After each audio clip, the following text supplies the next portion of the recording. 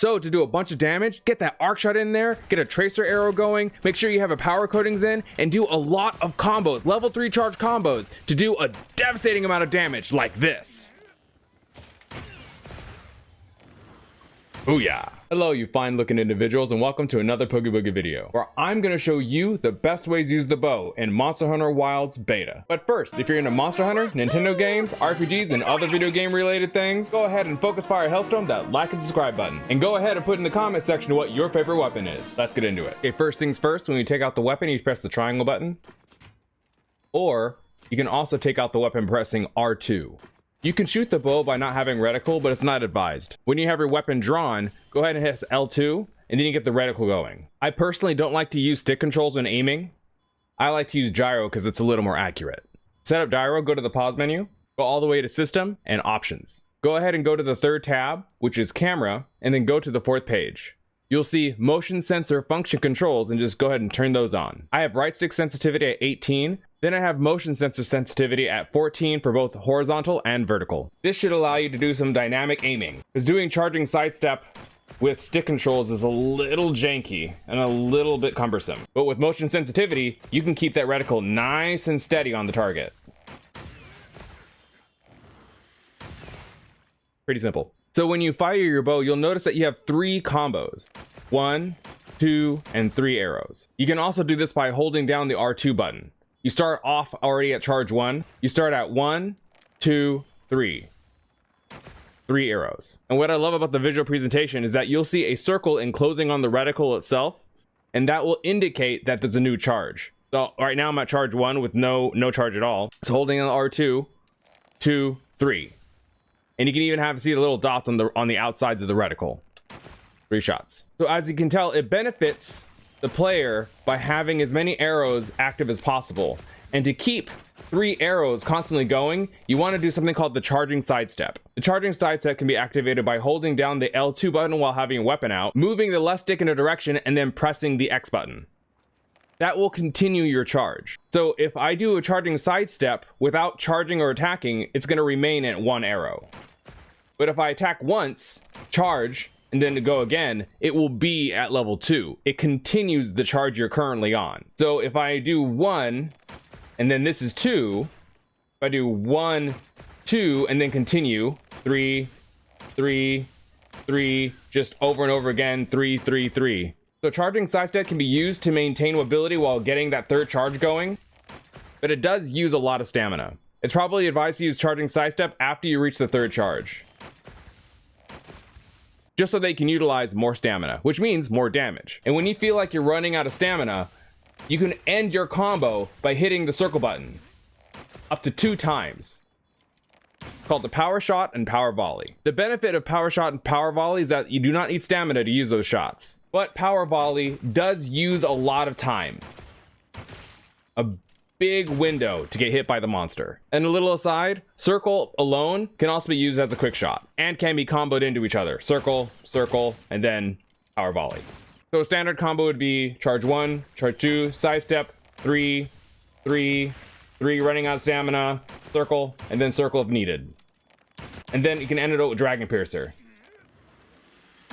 Dragon Piercer can be activated by using triangle and circle. It can be done without charging. Hey, what's up, Sacred? Poor guy. Dragon Piercer can be performed after a combo or at the end of one to make sure it gets done quickly, and it does a lot of damage. But it will do even more damage if you just do Dragon Piercer by itself. It just takes you longer to perform the action, which leaves you more vulnerable to attack.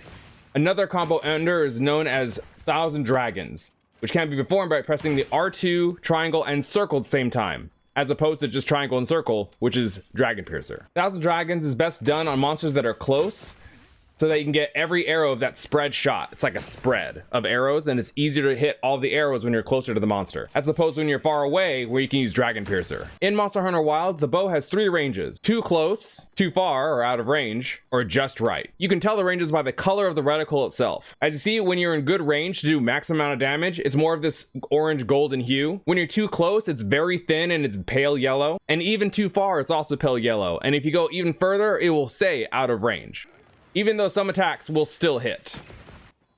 Too close, just right, too far.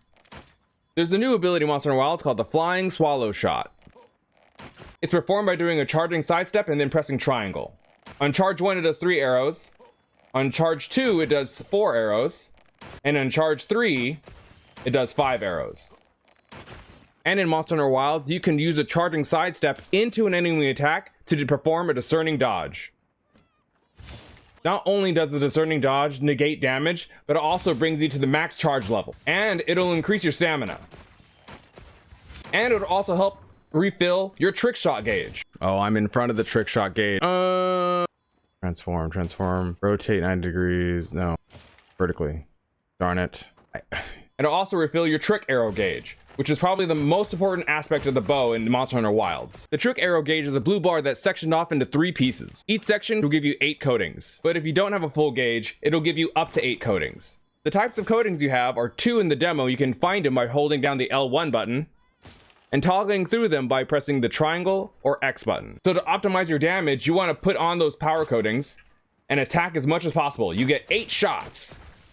You don't have to necessarily keep track because there's a button to your right. Once you run out, you equip and keep going. And if you don't use power coatings, you can see that the damage is a lot less. So you want to keep those power coatings on. Poison coatings a little different. You want to go ahead and equip them and then hit with as many arrows as possible to try and inflict poison as fast as possible.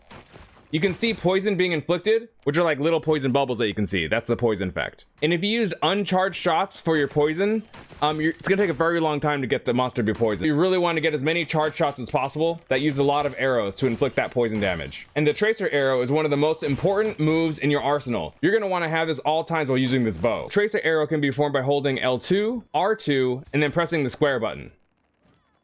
And then releasing. Now, every arrow is going to go to that spot. And it lasts for about 10 shots. Or 9. And as you can see, the tracer arrow damage is a lot higher than just regular shots. Another utility of the tracer arrow is that it can be a target by pressing R1 for your focus fire Hailstorm. 1, 2, 3, release. And if you see a wound, which is that red glowing thing, if you hold down the Hailstorm and release it, you get a follow-up attack, which is a Dragon Piercer. It happens automatically if the wound is still active. Sacred, get out of the way. Oh, man. Sacred, stop. Okay, that was close. So the best possible combination is to get power coatings going, get the tracer arrow going, and just start building up combos.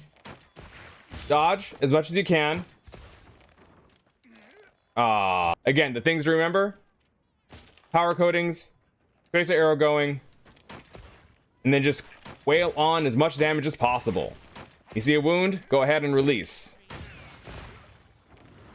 The tracer arrow can unleash the Hailstorm. The arc shots also leave fused arrows that you can use the Hailstorm to do damage with as well, but not as much damage as the other one. So you can try to combine all of them together and do a lot of damage. To perform the arc shot, you have to hold down L2, R2, and then press the circle button. This will release a circle on the ground, and you can release this on every monster. The arc shot has 3 charges, and each one has a different circumference. And the higher the charge, the higher number of arrows. Oh, and arc shot also does knockout damage. Just keep doing arc shots to get knockouts. So you can combine arc shots with power shots and tracer arrows to combine for the very devastating attack.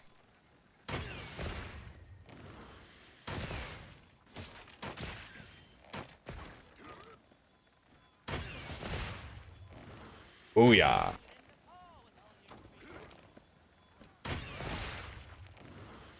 But wait, there's more. There's an equipment ability that's really going to help you with those hunts. The ability is called Stamina Surge, and what it does is it increases stamina recovery speed. Stamina Surge has up to 3 levels that can get you up to 50% stamina recovery speed. That's huge for a bow user. And the pieces of equipment that have it is the chest piece, Balahara Mail, the arm piece, the Chatakarba